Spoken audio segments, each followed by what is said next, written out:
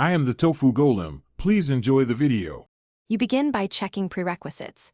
Make sure your iPhone is updated and you know your Apple ID and device passcode. Once done, open Wallet and tap the Apple Cash card to view the current balance. You cannot remove the card while money is pending. If there is money, choose Transfer to Bank Now. You'll enter routing and account numbers or use an already linked debit card.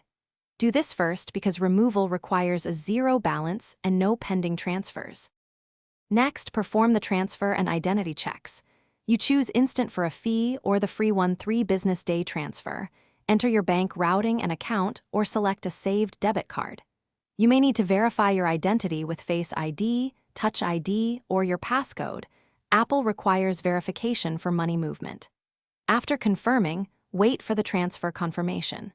Make sure there are no pending refunds, requests, or unresolved disputes. Finally, remove the card once balance and transfers are clear.